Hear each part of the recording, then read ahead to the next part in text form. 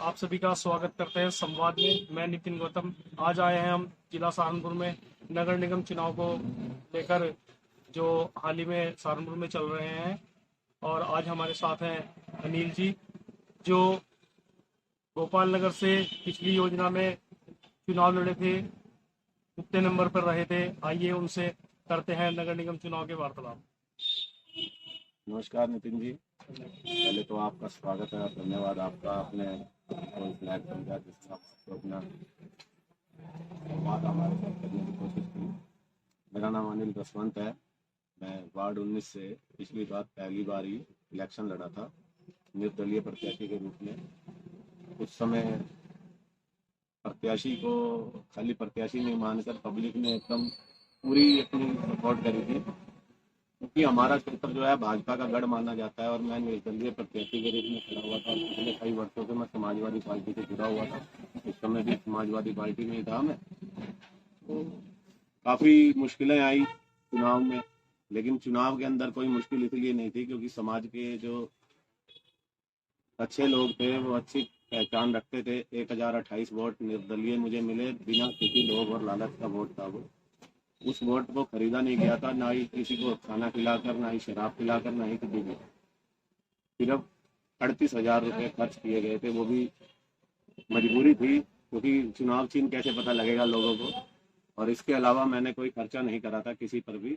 वो एकदम free of cost election लड़ा गया था। बहुत ज़्यादा भीड़ मेरे साथ नहीं चल रही थी, कुछ कारण थे। किसी वजह से पब्लिक वोट तो देना चाहती थी, लेकिन समस्याएं थी उनके मेरे साथ चलने में। लेकिन अब कुछ समय पहले ही हमने चुनाव से खुद को अलग कर लिया था।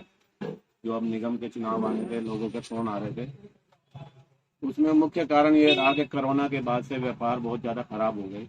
व्यापारिक स्थिति अगर आपकी मजबूत नहीं है तो आप समाज की सेवा करना चाहते हैं तो दिक्कतें बहुत ज़्यादा हैं। अगर इस बार हम चुनाव लड़ते हैं, जो हमारी सोच थी, तो हमारे को जनता का प्यार पहले से बहुत ज़बरदस्त तरीके से मिल भी रहा था और मिलना भी था। मेरे मन में तो यही था कि अगर हम चुनाव लड़ते हैं तो समाज की महत्वाकांक्षाएं हमारी तरफ 10 गुना ज़्यादा हो जाएगी। उनकी इच्छा जो होती है कि मेरा ये काम है। व्यापार की हालात बहुत ज़्यादा खराब चल रहे हैं। पिछले कोरोना के समय से इतनी हालत खराब है कि हम घर के खर्चे, दुकान के खर्चे, कुछ और खर्चे भी सिर पर चल रहे हैं। सब निकाल पाना आसान काम नहीं। तो घर पे बैठ के यही निर्णय लिया गया था कि इस बार इलेक्शन नहीं लड़ेंगे, क्योंकि राजनीति मैंने व्यापार के रूप में नहीं, सेवा के रूप में करने का धारा हुआ है कि हम जब भी करें, हम जितनी भी है आज भी हम करते हैं और पहले से करते आ रहे हैं। 20 वर्षों से मैं समाज की सेवा के रूप में कर रहा हूँ सारे कार्यों को। अगर इस चुनाव में मैं चुनाव लड़ने को मन बना रहा था तो उसमें मेरे को फैमिली प्रॉब्लम आ रही थी कि हम घर के खर्चे कैसे। तो अनिल जी, जैसे ये चुनाव में आजकल जो आपने अभी खर्चे की बात करी है, आपने भी देखा होगा आपके वार्ड में भी पहले भी लोगों ने काफी खर्चे किए हैं। तो ये क्या सही रूपरेखा है खर्चा करना, या आने वाले चुनाव में नई पीढ़ी में, भविष्य में जो हमारे वार्ड में काम होने हैं उनके लिए खतरनाक है? देखो, प्रत्याशी तो लोभ लालच देके जीत को अपनी तरफ करने की कोशिश करता है, लेकिन समझदार वोटर समझदार होना चाहिए। उन्होंने पिछली बार सबको दिखाया है, जिन्होंने लाखों रुपए खर्च करा था उनकी स्थिति क्या रही। और हमने कुछ नहीं खर्च करा। हमारे वार्ड के आप किसी भी मौजूद आदमी के सामने जाके बात करिए, किसी भी तरह का आरोप नहीं लगा सकते कि चुनाव में मेरे पास पोलिंग एजेंट भी नहीं था। अगर आपको कोई ये कहता है कि पोलिंग एजेंट किसी को जिताता है तो ठीक है। मेरे पास ना तो कोई वोट की पर्ची बांटने वाले लोग थे, ना ही मैंने किसी के घर में जाके पर्ची बांटी थी, ना ही मेरा कोई पोलिंग एजेंट था। मेरा एक बड़ा भाई और एक हमारे बुआ जी के जवाई हैं, बस वो और एक मैं, 3 लोग थे। और जब हम वोटिंग देख रहे थे, लाइन जो लगी हुई थी, उस लाइन के अंदर हर एक मतदाता के पीछे अनिल जसवंत को वोट करने वाला मतदाता था। कुछ कारण हो गए थे, 2:30-3 बजे के करीब फजलुर रहमान जी आए थे, तो उनको लेके एक प्रत्याशी था, उनके साथ उनकी पार्टी का ही, उसके साथ कुछ साफ-सुनी हुई। हंगामा नुमाइश कैंप में 2 मिनट में इतना ज्यादा बढ़ गया कि जय श्री राम के नारों से गूंज रहा था। लेकिन जब नुमाइश कैंप के एरिया, गोपाल नगर के एरिया में जय श्री राम का नारा चलता है तो फिर एक तरफा कमल का फूल चलता है। तब प्रत्याशी चाहे कोई भी हो, कितना भी नुकसान दे रहा है, फायदा दे रहा है, इस चीज को भूल जाते हैं लोग। और इस वजह से 2 बजे के बाद पोलिंग में एकदम से हमारे को झटका लगा और हमारी पोलिंग 90% रुक गई। फिर उसके बाद 10% ही रही, वरना हर प्रत्याशी जो भी वोटर था उसके लिए मेरी नज़र में उस समय हर वोटर के पीछे एक वोटर अनिल रफंत का खड़ा था। इतना इंसान को पता होता है कि कौन किसको वोट देगा, कौन किसको नहीं देगा। तो उस माहौल के बाद जो 3-4 घंटे की पोलिंग हुई उसमें हमारे को नुकसान हुआ और हम हार कर भी जीत गए, दूसरे नंबर पर रहे। लेकिन समाज का बहुत सहयोग रहा, अच्छी वोटिंग रही, बिना किसी लोभ लालच के। वो सिर्फ एक सही इंसान का वोट था, समाज सेवा को वोट था और मैं उसके लिए समाज का शुक्रगुजार भी हूँ। इस बार हमने चुनाव इसलिए लड़ने के लिए मन हटा लिया था क्योंकि व्यापार से खर्चे निकाल पाने में दिक्कत हो रही है। दुगनी मेहनत करके हम अब अपने उस काम को कर पा रहे हैं, तो अगर हमने दुगना समय अपने व्यापार को देना है तो समाज को टाइम देने के लिए फिर समय नहीं बचता। और अगर समाज हमारी तरफ अपेक्षा रखे और मैं अपना चुनाव जीत कर अगर अपनी दुकान पर बैठ जाऊं तो ठीक नहीं है। मेरा मानना है वोटर को इस चीज को बड़े ध्यान से देखना चाहिए कि समाज के प्रति जो व्यक्ति आपके प्रति कार्य कर रहा है उसके पास समय और बैकबोन भी होनी मजबूत जरूरी है।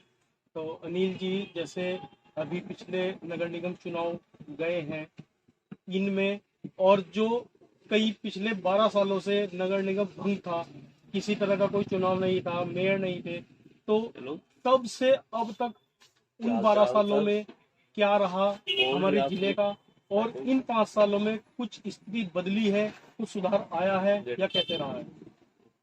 देखो, जो पिछला समय था इस निगम चुनाव से पूर्व का, बहुत ही दुर्दशा खराब थी क्योंकि निगम में कोई सिस्टम नहीं बन पा रहा था आम आदमी की सुनवाई का। क्योंकि आम आदमी एक आस पड़ोस के नेता की तरफ ही ध्यान देता है, उसको नहीं पता कि यही कहाँ है, यही कहाँ है, और जो अधिकारी जिनके पास चार्ज है उनका वो कहाँ है। वहाँ तक उनकी पहुँच आम आदमी की बहुत कम रहती है।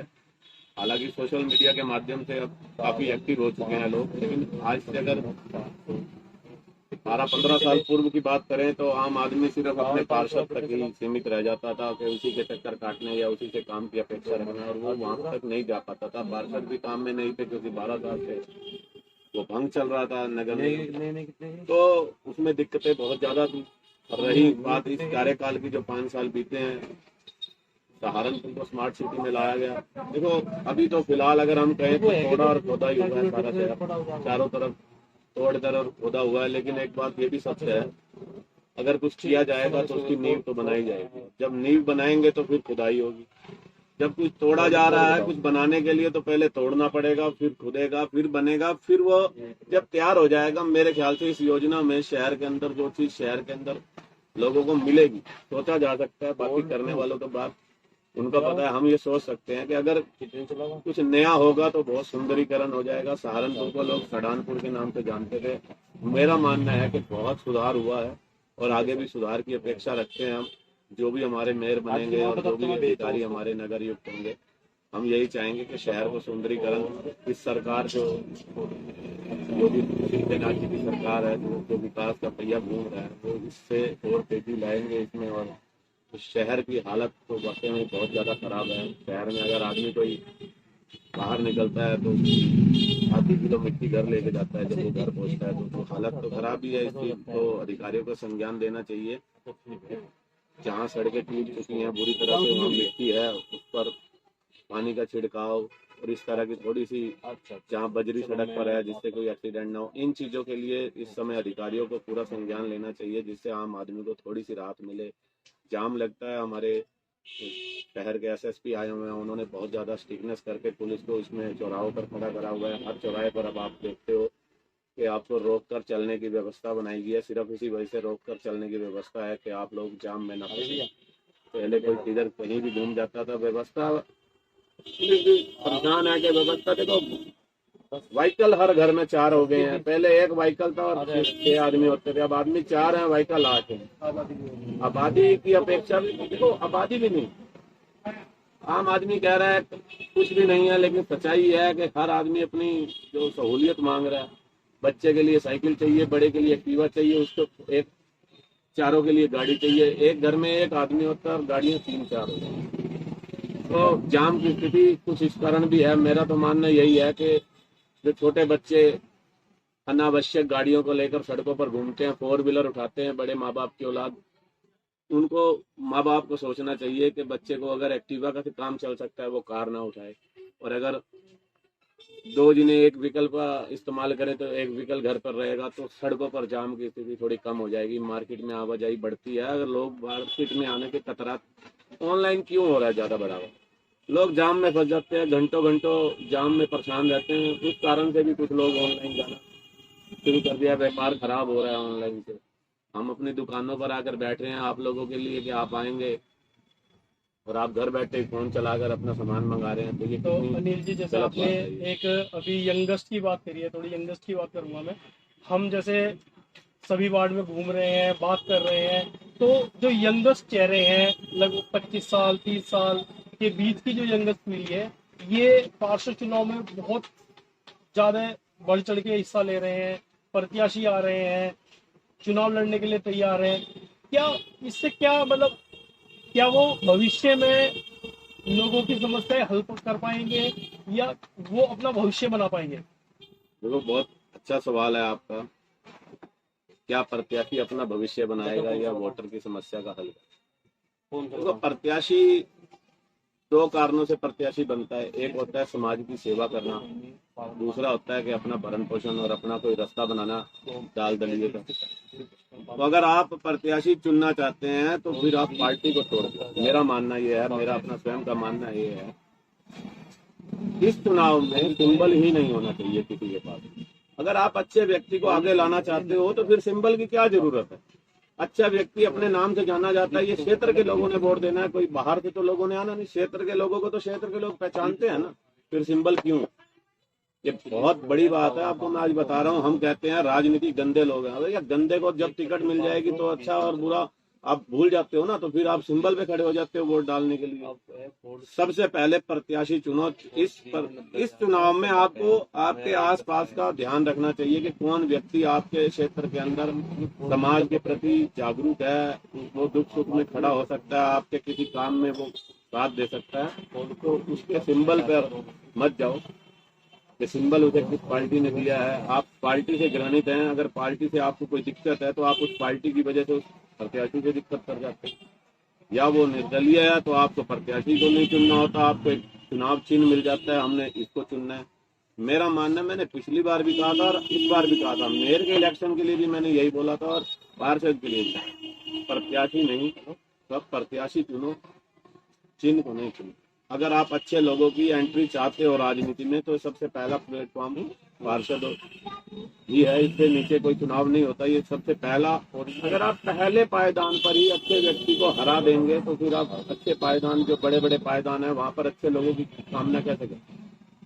अच्छे लोगों को अगर आपने राजनीति में उतारना है तो मेरा ये मानना है इसमें किसी भी प्रत्याशी के पास किसी भी तरह का चुनाव चिन्ह नहीं होना चाहिए। वो अपने बलबूते पर चुनाव लड़े। और जितने भी प्रत्याशी, मैं मतदाताओं को एक सुझाव अपनी तरफ से देता हूँ, जितने भी प्रत्याशी आपके पास लालच लेकर आते हैं, एक तो उनको नंगा करो, क्योंकि वो आपका वो मत खरीदने आए हैं जिसके अधिकार आपके पास है सिर्फ, जिससे देश का विकास, प्रदेश का विकास, आपके क्षेत्र का विकास, आपके शहर का विकास होना है। विकास वो अपना करेगा। जो आदमी आपसे मत खरीदने आ गया वो आपका विकास कहाँ से करेगा?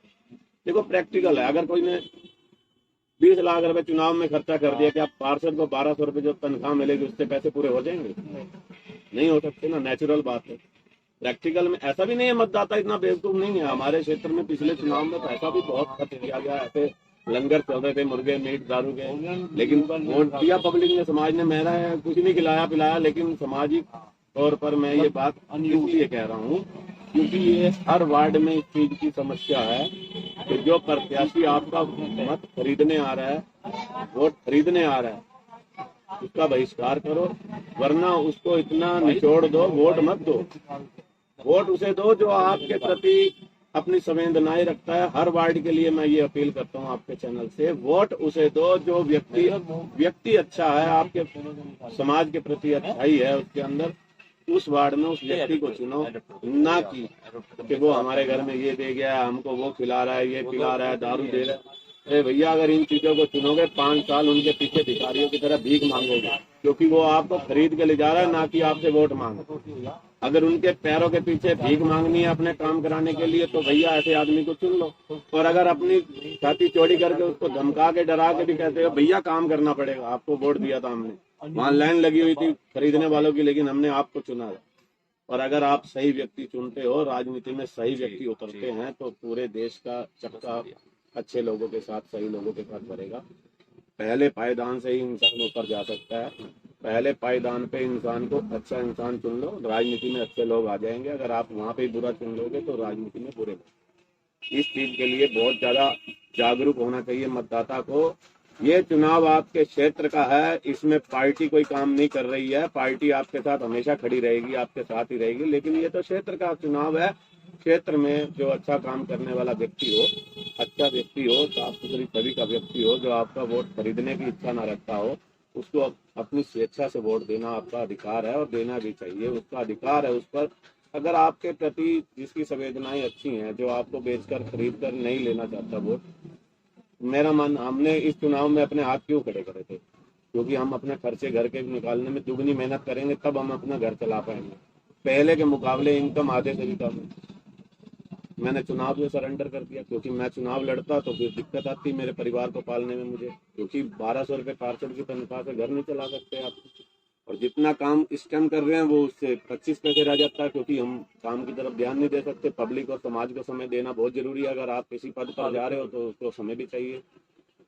हमने अपने आप को ही बैक पर करा कि हम अपना परिवार पालने के लिए राजनीति को अपना व्यापार नहीं बना सकते। ये मेरे खून में नहीं है कि मैं किसी के पैसों से किसी के दुख दर्द दूर करने के लिए उसमें पैसा कमाऊं, या सड़क नाली से पैसा कमाऊं, निगम में कमीशन खाऊं। ये मैं नहीं कर सकता था, इसलिए मैंने इसे आपको स्वीकार न किया। लड़ना मैं नहीं लड़ूंगा, मेरे परिवार ने भी सहमति करी। क्षेत्र के जो पार्षद के चुनाव की तैयारी कर रहे थे, उनको ये मैंने मैसेज दे दिया था कि आप अच्छे तौर पर अपनी तैयारी कीजिए, मैं इस चुनाव में नहीं रहूंगा। क्योंकि मैं पिछली बार सेकंड नंबर पर था, तो चाहे कोई भी चुनाव लड़ने वाले व्यक्ति हैं, सब इंसान जानते हैं, जो पहले नंबर पहली बार ही बिना किसी खर्च के सेकंड नंबर पर आ गया, बिना किसी पोलिंग एजेंट के, ना ही पैसा लगाया ना कुछ किया, तो ये तो सबको पता था कि अगली बार क्या होगा। जिसने वोट नहीं दिया था इस बार, उसका भी मन था कि इस बार जरूर दूंगा। तो जब उनका मन था, लेकिन मैं उनसे माफी भी चाहूंगा हाथ जोड़कर, क्योंकि वैसे तो हमारे वार्ड 19 में ऐसी सीट होगी है, तो ये एक मेरे हिसाब से जो 5 साल से लोग दरियां बिछा रहे थे इनके नेताओं के पीछे पीछे, उनके साथ उन नेताओं ने बहुत गलत किया है। मैं तो कभी टिकट की मांग के लिए कभी खड़ा ही नहीं हुआ, ना समाजवादी के तौर में तो ना भाजपा के तौर में। मांग ऊपर वाले से करो जो आपकी सुन भी सके। नेता आपको यूज कर सकते हैं, मेरा मानना यही है। अपनी ताकत इतनी दिखाओ कि आपका नेता आपके क्या करे कि भैया आप सही हैं, हम आपके साथ हैं। दरियां बिछाने की मेहनत तो किसी और ने करी, अब ऐसी सीट होगी है, वो सब लोग परेशान भी हैं कि ये क्या हुआ। देखो, मेरा मानना तो यह है कि 5 साल अब एससी, उसके बाद 5 साल ओबीसी, और फिर 5 साल महिला की सीट है। तो उम्मीदें जो उनकी हैं, जो बच्चे मेहनत कर रहे थे, युवा पिछले 10-15 साल से, क्योंकि 12 साल तो निगम भंग रहा है, और 5 साल अब निगम में पूर्व पार्षद को ही टिकट दे दिया गया था, तो भाजपा की ही वहां पर लहर रहती है हमेशा। और अब जो लोग लाइन में थे 5-10 लोग, उनके दिल टूटे हैं। मेरी इच्छा यही है कि यार उनके दिल नहीं टूटने चाहिए, पार्टी को थोड़ा ध्यान देना चाहिए था उस सीट पर। वो बाहुल्य क्षेत्र है, भाजपा का गढ़ माना जाता है, और वहाँ पर जो लड़के मेहनत कर रहे थे उनके साथ थोड़ा सा नाजायज हुआ है मेरी नज़र में। बाकी जो ऊपर बैठे हैं कुर्सियों पर, उनके काम है ये, इसमें हम लोग क्या बोल सकते हैं। जो अधिकारी हैं या जो नेता हैं, ये उन्हीं के हाथ में होता है कि किस सीट पर किसको आरक्षण दिया जाएगा, किसको नहीं दिया जाएगा। मेरे हिसाब से तो जो लोग मेहनत कर रहे थे उनके साथ बहुत ज्यादती हुई है, उनको कुछ समझ नहीं आ रहा कि अब हम कहाँ करें। मेरे हिसाब से 15-20 साल से लगे हुए थे, आगे 15-20 साल और दिक्कत है। तो ये झटका मेरे हिसाब से उनको ज्यादा लगा है, जो एक टिकट की मांग के हिसाब से चुनाव की तैयारी कर रहे थे। अपने बलबूते पे इंसान को अपनी मजबूती दिखानी चाहिए, टिकट आपके पास खुद आती है, मेरा मानना ये है। मैं किसी का आरोप नहीं लगा रहा कि तुम्हें राजनीति नहीं करनी चाहिए। राजनीति ठीक है, क्षेत्र का चुनाव, पार्षद का चुनाव बिना किसी सिंबल से होना चाहिए। मेरा सभी पार्टियों को भी आग्रह है, अच्छे व्यक्ति को अगर राजनीति में उतारना है तो अपने चुनाव चिन्हों को अपने पास रखें। पार्षद के चुनाव में कोई नेताओं की फौज मत उतार दें मोहल्ले में कि पूरे शहर के नेता आके प्रचार करने शुरू कर दें, भाई पार्टी का सिंबल दे दो, तो फिर वो सही आदमी है या गलत है, वो तो फिर इलेक्शन एक मेरे हिसाब से सही और गलत की दिशा में नहीं जाता। वो जो दिशा सिंबल की है वही चला जाता है। अच्छा आदमी हार जाएगा तो फिर आप अच्छे व्यक्ति को कैसे लाओगे चुनाव? आप पार्षद चुनो, व्यक्ति को चुनो, अच्छे व्यक्ति को चुनो। इसमें आपको सिंबल की कोई जरूरत नहीं है। मेयर के समय में आप सिंबल का इस्तेमाल करो, मेयर के इलेक्शन में आप सिंबल देख सकते हो। शहर के विकास की बात है, इसमें पार्टी जरूरी है, लेकिन अगर आपके क्षेत्र में अच्छा व्यक्ति निर्दलीय खड़ा है, किसी भी अन्य पार्टी से खड़ा है, किसी भी पार्टी से खड़ा है, आप अच्छे व्यक्ति को चुनो, अच्छे व्यक्ति राजनीति में उतारो, अच्छा प्रभाव पड़ेगा शहर पे, प्रदेश में, देश में। अच्छे लोगों की गिनती बढ़ जाएगी। जब अच्छे लोगों की गिनती बढ़ेगी तो मैं 100% वादा करता हूँ सब कुछ अच्छा ही होगा, फिर उसके बाद बुरा ही खत्म होगा।